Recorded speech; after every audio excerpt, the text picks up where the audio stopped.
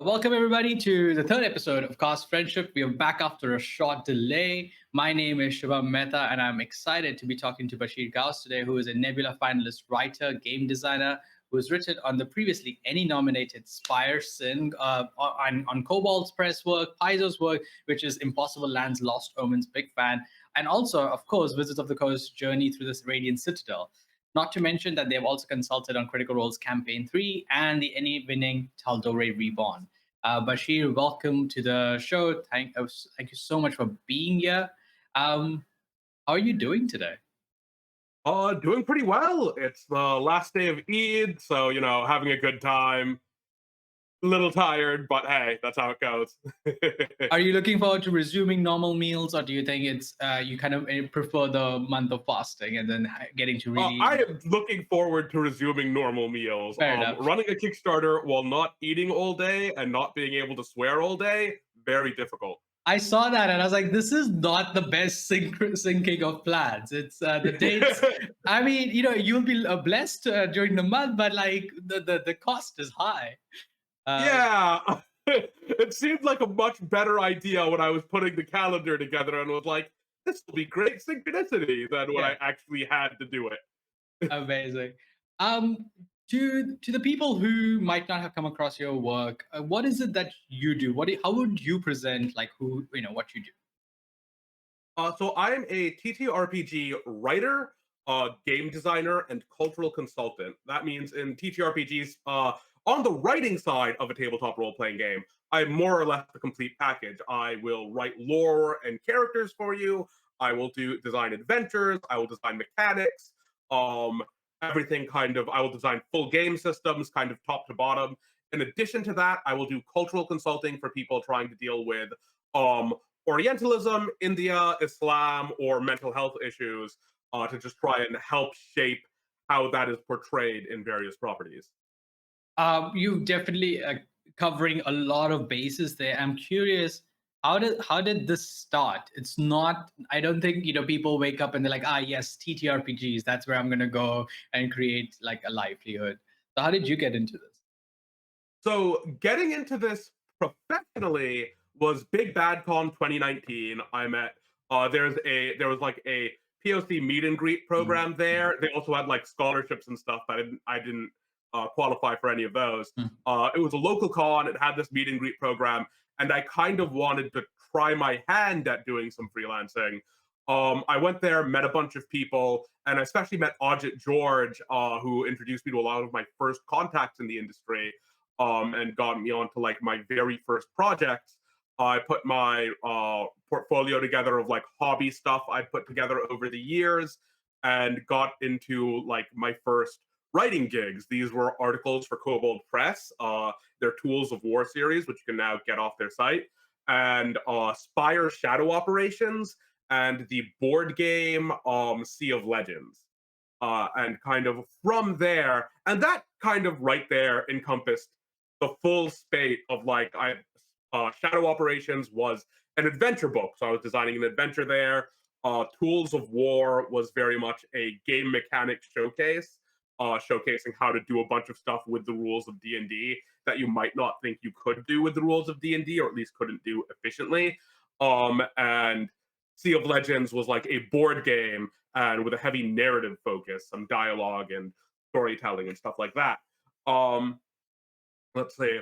And so from there, once I had those initial connections, it was much easier to get like the next jobs coming in. I put out some small RPGs of my own, mostly as like various portfolio pieces, and kind of built up from there to where I am now. You say all of this is professionally, of course, and expansive, but then what was your entry point into your hobby? Like, where did you get the TTRPG bug from? What was So your I was 10 years old. okay? I knew I was a nerd, but I wasn't like I didn't really know what D&D was, Mm. but I knew it was a thing that nerds did. Mhm. So I bullied my dad into getting me the 3.5 starter box, which at the time like it was I think it came with a miniature war game, or there was also a miniature war game being made with it that was also D&D themed. And so kind of got that and started playing there. and it took me like 3 years to get the core books. Mm. So for a lot of my early time playing RPGs, like those first years, we were kind of trying to reverse engineer what the mechanics were from like the war game stat cards and what was in the book and what we kind of vaguely understood about what this game is supposed to be. And then kind of got it over time and went from there. Do you know the word Jugaad? I'm sure you're familiar with Uh, it. I don't think so. So Jugaad is I think I guess it's a more local word, but it kind of means like when you kind of hack something together. It's like you make a solution on the go, like a MacGyver, right? Um, Yeah, MacGyvering or jury rigging yeah, something. exactly. Yeah. And I feel I love the idea that you were like, well, I want to play the game, but I don't have access to everything, so I'm just gonna figure it out. And the fact that Daisy was like, I'm gonna jugard this is so on brand that it just really warms my heart. Um, okay, so you get into the industry, and like you said, after Big Bad, you're working a lot. I'm curious. There's something that at least I've noticed, which is Western fantasy largely reacts or builds upon Tolkien's work, right? It's like this monolith that just stands there, and even authors who are moving away from it are trying to react from what it tries to set up, right? But this is not true for like other cultures where we don't have this one piece that somehow is able to pull on all the different mythologies and bring it together. So, where do you start when you're trying to create lore and you're asked to do something that is, South Asia, or Southeast Asian, or Middle Eastern, essentially? So a lot of it is like legends I've heard in the family or stuff I've researched on my own. In college, I kind of studied theology, and that ended up being studying like I focused on Islam, but Mm, I ended up studying some about like Hinduism and mm, Buddhism and their history in India and stuff like that as well. So I draw a lot on that. But also, like fundamentally, I was born and raised in the U.S. There is a lot of Terry Pratchett and Tolkien uh, in everything I write to right. some degree. When I'm working on something that is explicitly meant to be like Indian or is explicitly meant to be Muslim, I try to be conscious about what my roots are and divorce from that. And also like a lot of Tolkien-esque fantasy is secretly like Conan-esque fantasy. It's drawing more from Pulp Fiction, from Elric of Melniboné and Fafhrd and the Grey Mouser and stuff, more so than it is Tolkien. If you like read Tolkien, it's not very much like your average D&D campaign. Mm. Whereas if you read like Conan the Barbarian and like there's a short story where he kills a wizard by throwing a chair at him, yeah, that sounds like something that would happen in a Yeah, D&D campaign. Or you read Fafhrd and the Grey Mouser, or the like, those are right. the sorts of things that are closer to what's happening in a D&D campaign. So sometimes the solution is actually just go farther back and actually do go back to Tolkien and go, hey, this is like Rohan isn't really set up like Mhm, standard fantasy kingdom, except in the vague generalities. There's a mhm, lot more focus on like bannermen and the like. That's something that actually is also true of like pre-modern Indian societies. If you go back to like the 1200s in India, or like I've done a lot of research into the Mughals for various reasons. If you go back to like 1500s India, that's the standard way an army is set up. mhm, Whereas like if you go to a lot of Western fantasy tends mhm, to take stuff from more modern inspirations and from more pulp inspirations, where a lot of pulp fantasy didn't care that much about making mm, something that felt like it was Middle English or felt like it was um, something along those lines societally. And so like it'll very much go with like, yeah, and the king directly raises his army or whatever. mhm, Whereas like even if you just go a few steps further back, you'll get a lot more room there in terms of stranger inspirations. A lot of it is history. I am notable, I think, even among like cohort of POC designers I came in with for taking a lot of stuff from history and then adapting it to the fantastical. mm, Most of my work on Spire, for example, is basically doing that, which Spire already does that quite a bit. So it kind of fit in really well there. mhm, But like that's the sorts of things where there's some sort of reference to, for example, Mullah Nasruddin in mm, a lot of my work, mhm. varying degrees of hidden. I like to think I've gotten better at hiding it over time. Um, mhm. I like the idea that you're just hiding a bunch of historical references, I'm and then not like hearing you anymore. Oh, there we go. Oh, there you go. Sorry, I didn't hear you for a second there. I bumped some my microphone sound settings. All Can good. you repeat that last sentence? Yeah, so no, I like the idea that you're hiding a bunch of historical Easter eggs in your work, essentially, and the more you kind of get into the history of things, you can find these things. And you're right, like Terry Pratchett and Conan the Barbarian do feel more resonant of modern day games that we play than, like, say, Tolkien's work does. And that's an interesting way to kind of think about it and just kind of release yourself from this pressure of I gotta deliver on this kind of world building, right? I can have fun. I love the idea that that someone gets killed with a chair. That is quintessential adventuring party shenanigans. Um, okay, I had a question here. Going forward, so at least this is a personal experience, and I don't know if it's necessarily true for you, but I often find that as a person of color working as creating anything, right? There is sometimes this baggage that's attached to you that people kind of put on, saying that the assumption that anything you're creating is trying to make some kind of political statement. Now, of course, all art is political, but it's weird because when non-POCs make our work, it's not considered automatically political. It's considered Hmm. whatever it is, right? Um, do you struggle with this particular baggage, or do you embrace it? How do you navigate that? I struggled with it for a while where, yeah, everything I wrote was on some level considered more political than it would be if a white dude had wrote it. Mm, Currently, my approach to that is basically to embrace it. mm, There are a couple of exceptions, like my design work for Critical Role on their most on campaign 3. That I just kind of went, this is a fun fantasy setting. It takes a lot from India and from like specific things, but it also just takes a lot from fantasy in general. And while there are some political themes in here about like the fragility of monarchy or whatever, and the nature of decentralized societies, they're not particularly coded to the area being India. They're just kind of general thoughts on politics, and they're no more overt than like a Jonathan Stroud novel or something along those lines. Well, Jonathan Stroud is the Bartimaeus trilogy is in fact very political, but it's not like more political than other contemporary fantasy that isn't actively trying to be. I try to avoid my work becoming a polemic. Um, even though like often enough I just go, yeah, this is a political work. This is the political stance I am taking with this work. I understand that I'm not going to get away with that. So now it's everyone else's problem. right. I like that approach because it's something that I initially also struggled with, where I was like, well, I want to create something fun. But for me, fun is exploring some of the more complex aspects of my experience as living in a post-colonial state, right? Like it's not that easy to just shrug it off and be like, nah, I'm only going to talk about going on a quaint adventure to retrieve a ring. I don't know where that came from, but anyway. Um, Okay, so the industry has also gone through a boom, I would say, in the recent decade, right? Like we've seen the TTRPG space kind of get a resurgence, and that's been an ongoing topic for a while. And of course, you also got your entry kind of professionally, like you said, in 2019.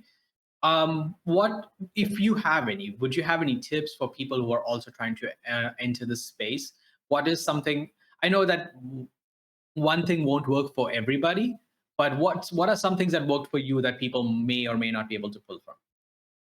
Networking is the most important thing you can do. Mhm. So if I had two advices, networking is the most important thing you can do. Who you know matters so much more than anything else about anything else about your portfolio. The rest doesn't matter if you don't know anyone who can point you Mhm. to a job or who can help you with publicizing or any of that. Mhm. So like you need to meet people and you need to make an impression that isn't horrible. Mhm. Um, and the second is like it is very easy to try and pull yourself up by shooting someone else down, Mhm. even with the best of intentions of like there are fair criticisms to make. That is the thing you need to be really careful with, especially as a professional.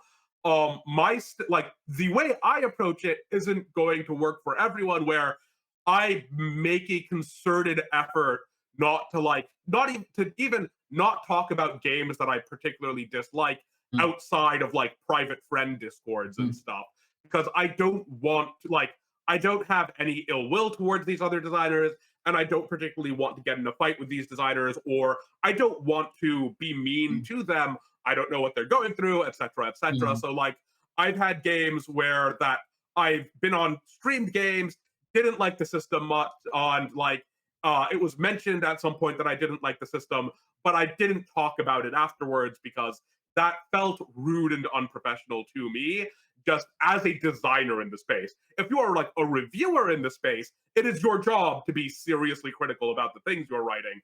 mm, But like you don't know the collateral of any shot you take on social media. mm, You don't know where that's going to go or what effect that's going to have. So be very careful with it. That doesn't mean you never take that shot. Like there are absolutely circumstances where that is the right thing to do.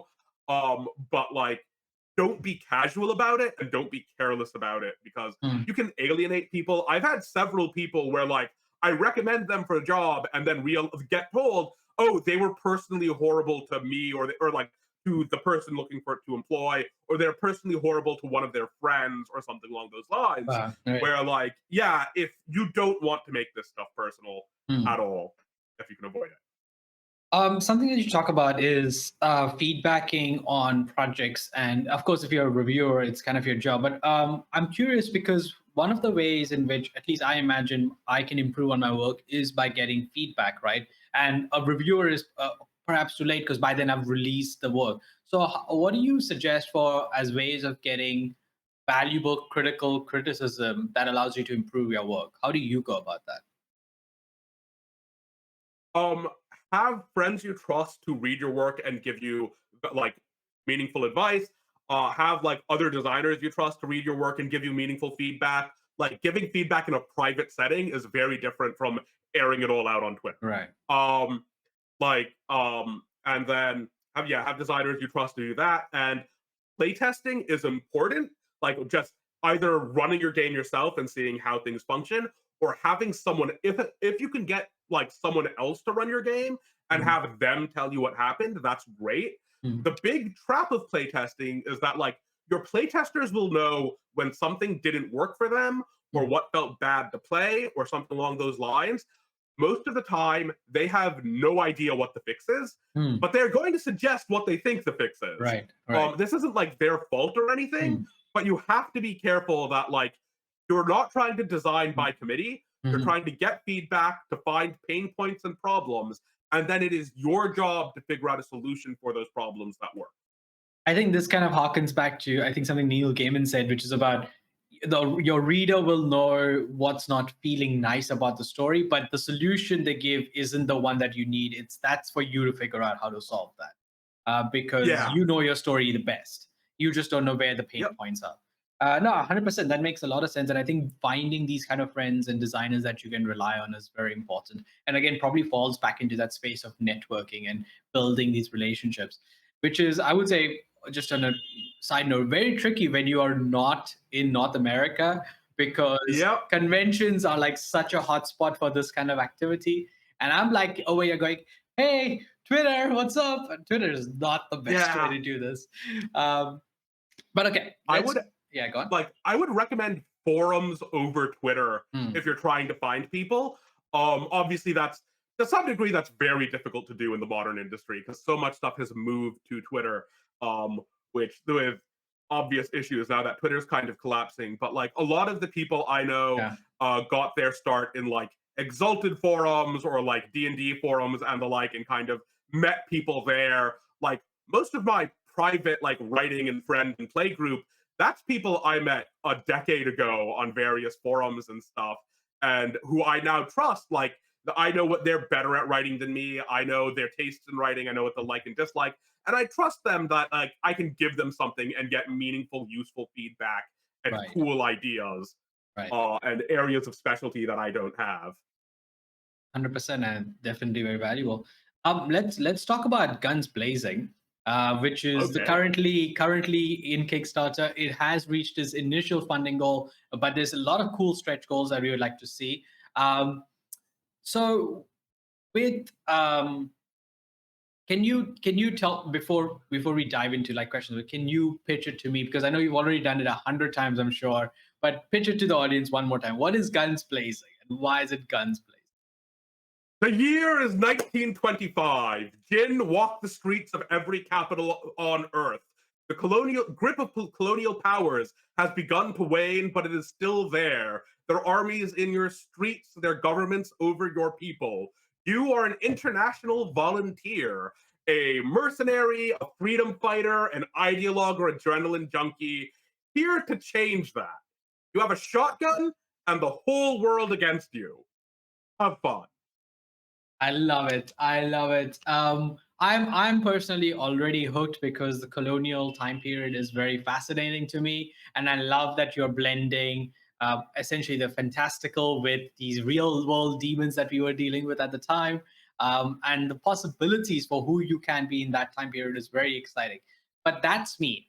When you were designing this game, who did you have in mind as the person who should be playing it? Like, who is this game for? Um, Honestly, so the first thing before I designed the setting, I designed the like core of the core system. Mhm. And so at its core, before all the themes and stuff, the core audience for Guns Blazing is people who want really cool gunfights and tabletop RPGs because I don't like how most current systems handle it. Hmm. And so it brings in a lot from war games to kind of make that work. And the second part is like people who like alternate history, people who like gaslamp fantasy and diesel punk and stuff like that, but who are annoyed with the mono focus of these settings on Europe in the period, or on America in the period, or inexplicably on Japan in the period. Um, Generally in a really awkward and pretty racist way. Yeah. And so that's kind of the core audience is, do you like this general approach, and do you want to see something different done with it? Not in we put a new coat of paint on it, but Mhm. we have actually aimed the camera anywhere else and pointed out what would be happening with Mhm. some of these conceits in this Mm. time period. Yeah, the time period is also fascinating. It's 1920s. And I'm curious why that particular, because obviously the kind of rebellion against colonialism goes on, I would say, much more into the 1940s as well. So why 1920s? What kind of excited you about that particular piece? It's this period of enormous change Mm. where like nothing's a foregone conclusion yet. You have no idea how any of this is going to go out. Some of these empires, you don't actually know if they're going to crumble or when. A lot of places throughout the world make it into like the 60s or so. And like there are places where you can see, one of the considerations being made by Britain going into World War II is like, if we go into World War II, we're probably going to lose the empire is the thing Mhm. they were actively considering. But also, if we don't go into World War II, we're letting the Nazis win, and Yeah. that's kind of a thing that was being considered at the time. Where like it's very possible for any of those decisions anywhere across the world to go differently.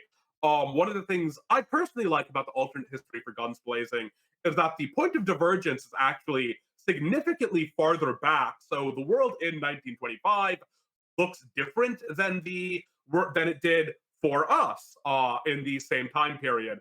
Like Mysore is still around, for Mm. example. Different powers are powerful or weak. The other thing is that it's this enormous like technological and social transition where in our timeline it's like the aftermath of World War One, and Mhm. everyone's figuring out how do you actually design a plane, how do Mhm. you actually design a car, how do you actually design a tank, or a Yeah. submarine? How do you design new boats? Yeah. All of this stuff where there's a lot of things that are in flux and it feels like the world is changing. And sure enough, it does change. Like Mhm. it's the good times at the moment and then it collapses in the West. But in the colonial world, you're seeing the beginnings of the anti colonial movements that eventually succeed. Whereas, like, if you go even a bit earlier, you're seeing ones that get quashed, and Mm. you're seeing ones that get quashed. Right. So that's kind of one of the things I wanted to explore, Yeah. especially because of like how these things interact. I particularly like the mention of how technology is evolving, because something that's fascinating is if you look at World War I at the start of the World War, and you look at like the Napoleonic Wars, right? the outfits and weapons are largely the same. There's a 200-year difference, but they're largely the same because no major conflicts has moved that particular brand of technology forward. And by the end of World War One, you suddenly have rifles, tanks, and cars, and all of this Yeah, the stuff going helmet, down. the car, the first APCs, warplanes of various sorts, weaponized zeppelins, all of this stuff just changes immensely basically over the course of World War One. Yeah, it's absolutely crazy because the landscape of um, the battlefield itself just evolves, right? We go from running at each other with blades to kind of firing across trenches and this whole trench warfare. I'm a big fan of that particular time period, and I'm very excited because of that about guns blazing. Because, like you said, right after it comes a lot of exciting conflicts that you can then play the game out in. Um, I'm curious because the game uses a very it kind of divides mechanics during the combat phase and then the narrative phase. And the combat phase has the, I would say, what we can call crunchy elements to it, right? There's like stamina tracking. There's all these different aspects to like the guns and how they work. And then the narrative phase is a lot more fiction first, if that's a fair way Mhm. to say it. Can you tell me about what was your design idea behind dividing it up like this, and like what led you to make it the way it is? So I wanted combat. So the goal was basically you can, in theory, separate out like how your game plays in narrative and in combat without them overly affecting each other and how effective a player is in the other thing. I wanted combat to be crunchy and like tactical because that's what kind of interested me about the core mechanical concept there. But I didn't want it to be as crunchy, getting into things like, managing a revolution and the like, or like being part of a revolution and the like, because I thought that like making it a numbers optimization game for how is the resistance against the British or how is war in like the Mhm, Caribbean or whatever going, mhm, would be counterproductive to the themes of the game. mhm, It would be encouraging you to see like a state. It's an mhm, issue that some other games that have like tried to go up to the nation scale or deal with stuff like this have had, where something that's more flexible, it makes it easier to use for other purposes, the core aha the engine for other purposes. So if you're trying to expand the game out in some other direction, that's a lot easier to do with the lighter narrative thing, where you can make it as complex as you want for a subsystem, but as long as that subsystem is siloed off, mhm. it'll modulate in and out. You can add it or drop it as you will, much more easily than if that was like a core part of the system. Is that these things are going to interact a lot. I've been really interested in modular design like that for a while, so that you can like get a game where you can add on a bunch of modularity for a campaign or drop it off as need be without breaking the core math of how do characters progress or how does this campaign structure work. Right. Yeah, modularity is a very attractive aspect of design because it allows you to change up things so much. And especially with tabletop games, I think people constantly want to change and negotiate the tone and nature of the game, right? So it makes a lot of Yeah. sense. Um, I'm curious.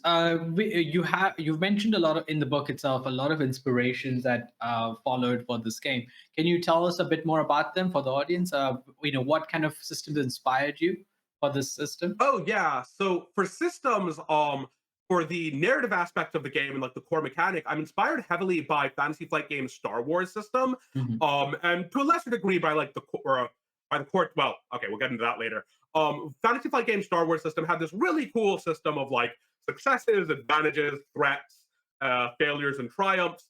That was really cool to play out at the table once you mhm, got used to it, but it required proprietary dice. It wasn't necessarily like intuitive, and it had some pain points as you were playing with it. So one of the things I wanted to do, iterating on that, was to kind of bring in elements of Forged in the Dark or the storyteller systems, especially Exalted, which I played quite a lot of when I was a teenager, and use those to make this something that like you get that core engine of you have a bunch of dice results and you're using them to determine advantage, complications, successes, etc. Get a lot of gradation in a single roll, but you can do it much more simply, like you would in a storyteller game or in Blades in the Dark.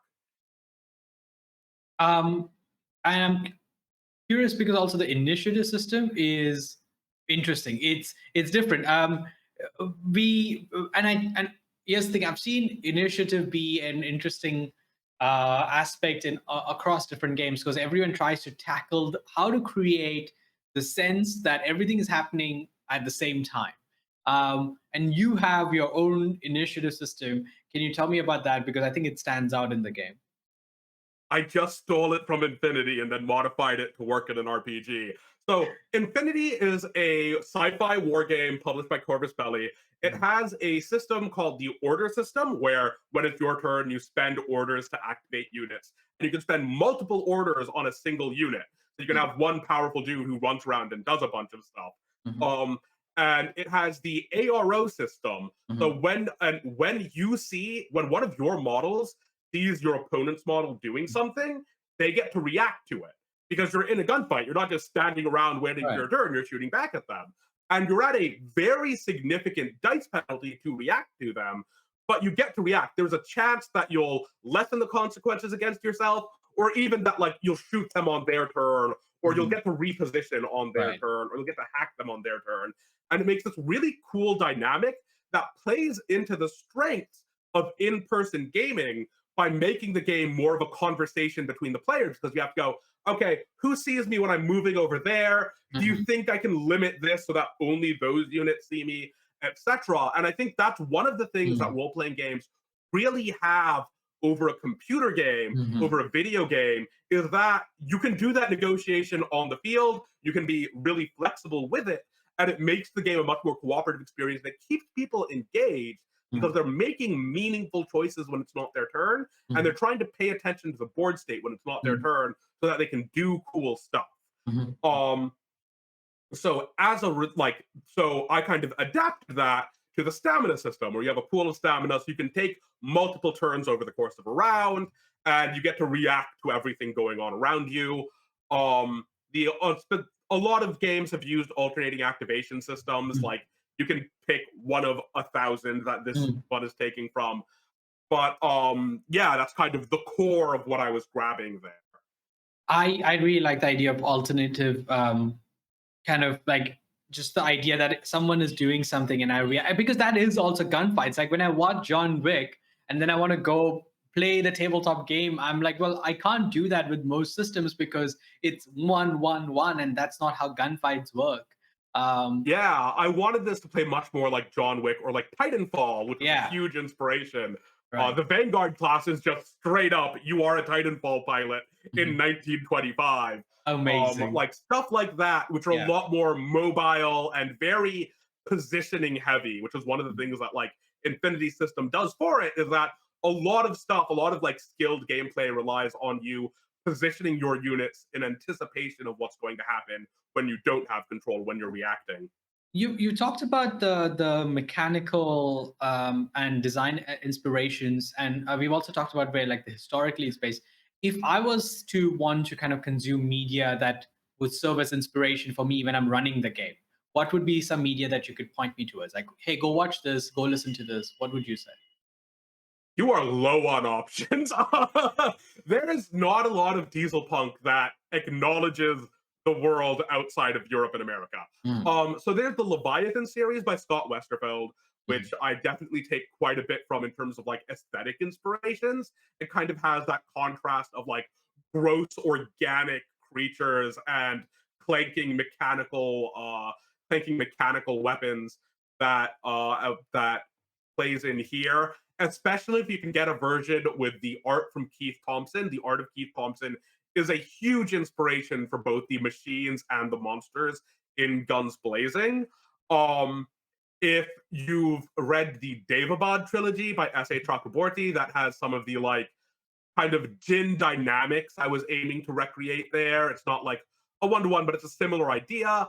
If you've ever read the Bartimaeus series by mhm, Jonathan Stroud, that has like some elements of like it's a technological London, but also with gin just kind of everywhere.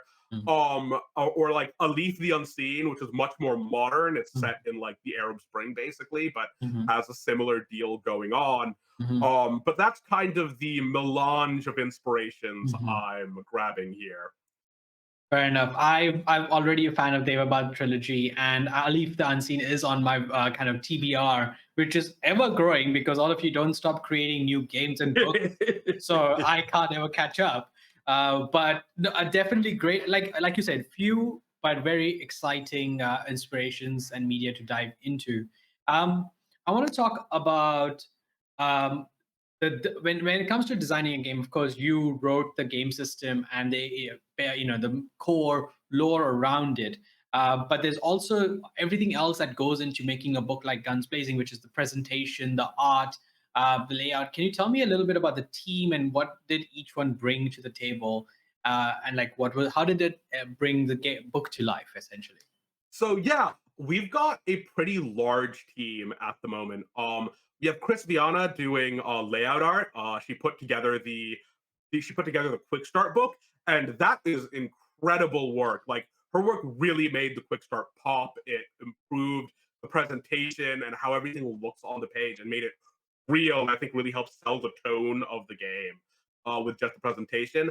Our art team is a lot of really incredible and impressive people. Some of them newer to the scene, some of them who've been here for a while in various ways. T. Shirley, who also goes by like Moyd Does Art, did a lot of the earliest art for the game and really helped like solidify the visual style, like the sketchy black and whites, the the I can't remember the names, like the pitch blacks that are in a lot of the shadows and the Mhm, like, the aggressiveness of a lot of the early designs, like the Butcher concept art and the art for the Radium Knight. That was all them. Ira Prince Vallis, Valles, it is a Spanish artist who did the art who did the art that's going to be on the Incident Elith cover. That is absolutely incredible.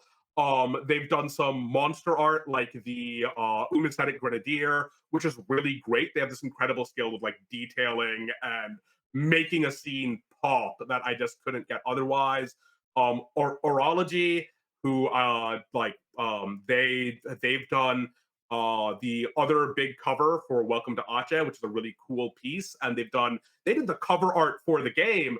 The cover art, which is like so one of the things I really wanted to do for every game that has the Ahadi system attached to it, hopefully, mhm, is to kind of use base it off of like the Mohel miniature style and that style of artwork, and then just bring it to whatever time period or setting is being covered in that game for all of the cover artwork. So like they made that work beyond my wildest expectations for the Guns Blazing cover art. Let's see, Alika Gupta did the logo for the game, mhm, which is really great. And like we've got a bunch of other artists as well who are doing various character art for it. mhm. One of the downsides of a big team is that it is time consuming to talk about everyone and everything they Of brought course, to of it. course. Yeah, and of course I can't downplay Indrani's participation because like she has she has made making this game like launch possible for all intents and purposes. Like there has been a lot of kind of learning every part of project management going into this, and she's taken over an enormous amount of like marketing, reaching out to people, setting up meetings, etc. That really just helped make this project happen at Mm. all in any way that didn't like that isn't me having a nervous breakdown at midnight at some point trying to make everything happen. Amazing. Amazing. Yeah, I mean, I definitely I've seen the arts that they at least on the Kickstarter page, and I've gone through the quick start itself. And like you said, the layout artists, the logo design, everything kind of really comes together and complements each other. And because there isn't so much diesel punk out there set in this space that you can go look at, it's so valuable to then have art over here that you can look at and feel inspired by and have visual references for what the world looks like. I'm going to try throw up some of it during a call from the art. So hopefully people are, if you're looking at it right now, respond in chat and tell me what you think. Um, Okay, I have one last question for you, which is a bit removed from from at least from Guns Blazing, but and this is something I struggle with. So I'm curious as to if you have faced similar difficulties and if you have any insights. But when I'm trying to adapt something, say inspired by Hindu mythology, right? There is this problem I face where I don't want to lend a voice to a lot of the problematic aspects of the mythology, right? There's, for example, casteism. I don't really want to lend it any more importance or value because it's a very terrible thing and it should be abolished, right? Um, so at the same time, I it is a mythology I want to explore because there it isn't explored enough in what do you call it, in most popular media, and when it is, it's done poorly. So how do you navigate that if you have had to navigate it? Do you How do you navigate the more problematic aspects of kind of pulling from any real life culture? It varies depending on like what specific thing you're working with. So like a lot of descriptions of Jin are kind of just racist or based on stereotypes. Like Mm, there's a type of Jin that's in Guns Blazing. Some of its original depictions are just this is why miscegenation is bad. It's like, mm, yeah, we're not keeping that. We're yeah, tossing that out. right. We're just going with, yeah, it's half a dude bisected vertically or bisected, yeah, horizontally and Mhm, hopping around and doing stuff. That's just a type of gin. And just like you just cut it entirely. Sometimes like you've got to kind of just confront it. So like dealing with, ethnic tensions in the Ottoman Empire, that resulted in multiple genocides mhm, with the dissolution of the Ottoman Empire. You have the Armenian genocides, you have the genocide of the Circassians, you have an enormous amount of ethnic cleansings throughout Europe.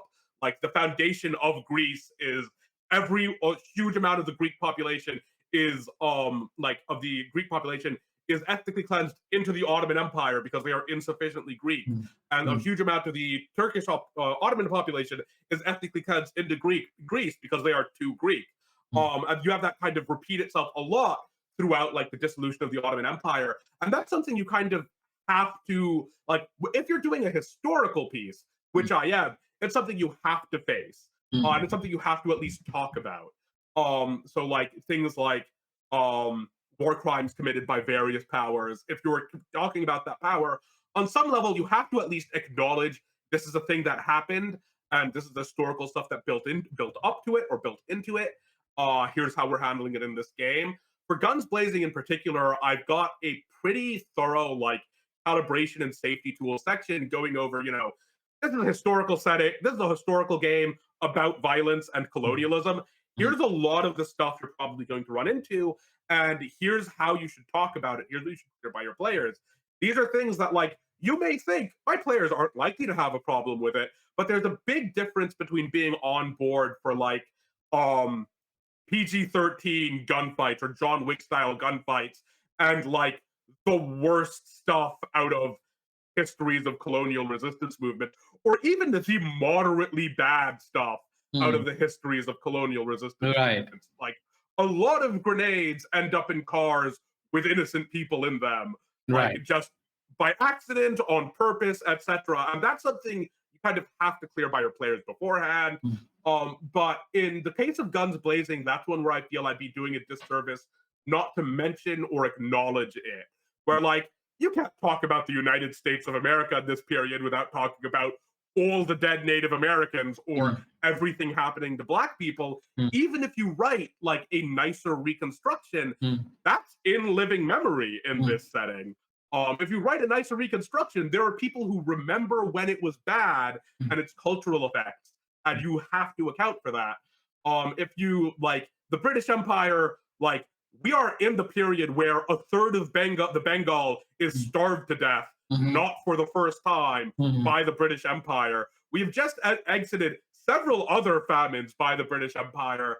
Atrocities kind of like the Belgian Congo is fairly recent, etc., where you have to acknowledge and work with these things. You have the Ottoman Empire, obviously. You have like Mysore in its wars. There are several war crimes attested to. Some of them, the historicity is debatable. Some of them definitely happened, and that's something that you kind of have to work with. Various Muslim rulers often were unacceptable to their Hindu populations. You have to kind of deal with that stuff in some way. Mhm. And that's kind of one of the things that, yeah, aiming to deal with, like just straight up confront and go like, either this is an extant problem in the game and it is something that if your group is okay with, your characters will have to deal with, or it is something that we will at least cover and Mhm. you will need to figure out what you're doing with it in your game or if it Mhm. applies to the game, Right. etc. Um, that's, I think, as good as an insight I could have gotten into this particular dilemma that I face. That is all from me. Is there anything that you wanted to talk about that I haven't covered that you want to just shout out? Feel free. The mic is yours. So I'd love to talk about our guest writers. We have Mhm. a bunch of guest writers, six to start with, on Guns Blazing, who are Mhm. going to be writing in various places, mostly the setting section. Mhm. We have some people. We have quite a few people who are new to the industry. One of the things I wanted to do with Guns Blazing, and that I want to do going forward with Guns Blazing and any other stuff I do with this system, is to give other people the first step that I got in 2019, where like most of my credits all of my credits at the time were self-published, and people took a risk on me for pretty minor projects, but projects nonetheless. This is probably a bigger project for me, even if it's lower budget than those were for like the companies that hosted them. But I want to give people that same shot because I think the space only continues to get better if you pay forward the kindness that was done to you.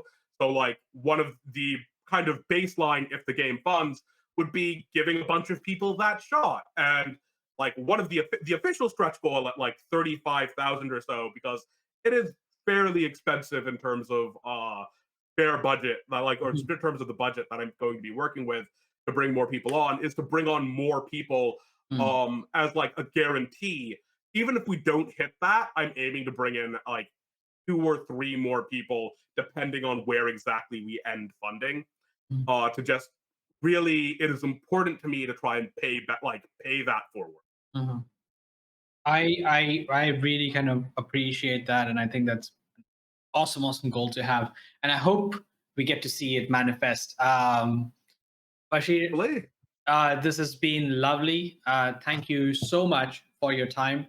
Um, I hope to see Guns Blazing on my bookshelf eventually, and we Hopefully. will.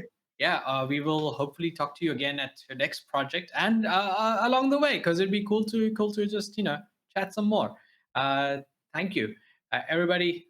We will see you soon. Take care.